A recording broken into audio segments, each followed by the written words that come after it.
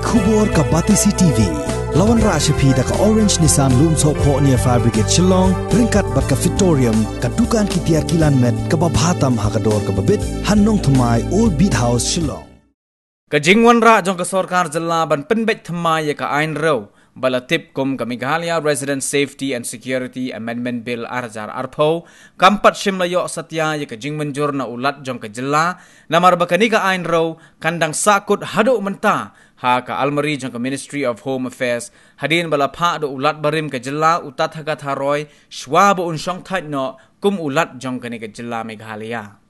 Ha ka jingya keren bat ka Batisi TV, Usembut Menteri Rangba jong ka Sarkar Jilla uba Preston Tunsong ulaong bahaduk menta ka Sarkar Jilla kadang up ya ka Ministry of Home Affairs jong ka Sarkar India bakan penpai biang ya kani ka Ain Row anda kala pendep ban puli bat man bishar banyak bin pa bin ya ki kendon ki bala penrung hagani ka Ain ban khanglat ye ki brew ki banabar ban wanrung lait lut syaka Jilla Meghalaya khenang bakan amkta ya ki pait ba nong song snong jong kari India.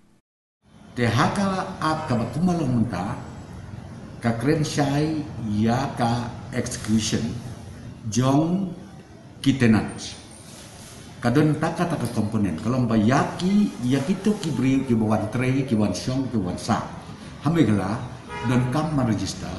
lengba ka bosnong bothaw natakat po si kilanlot kitrayin banata min pa ka police station lengkat ru sa district task force katakan di ka point nomor kabaar pada nama nado pun siya kapur yung mukul pika jing bakla kana ka at kalong mani bang i-mention haka rules siya ka facilitation center kat bahaka ak kapdon nakada mila e amendment jong ka ak MRCC nakada mi pass po assembly ni om bangi don kamchu ban incorporate sa koy ka clause ka ak bat kata kalong ba kani ka setting up of entry point le facilitation center kade ban don haka main ak le kam don ka main ak kamot kamlo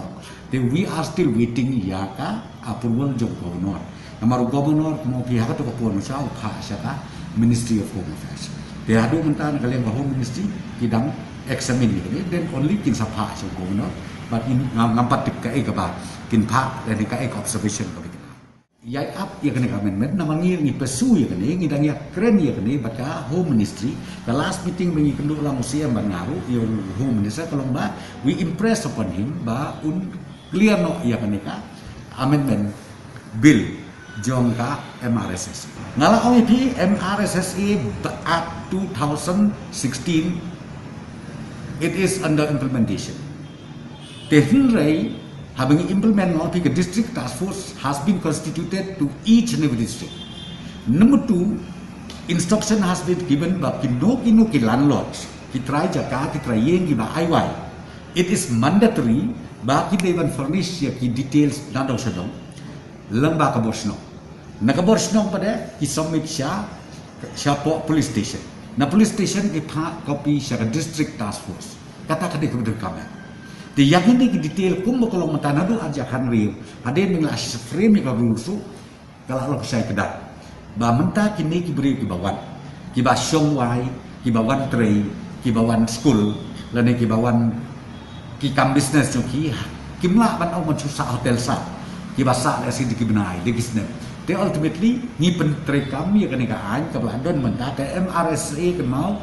at 2016 kalau long in place ka trekam except kung lagi ya kata ka amendment ka bangi ni incorporate ya ka facilitation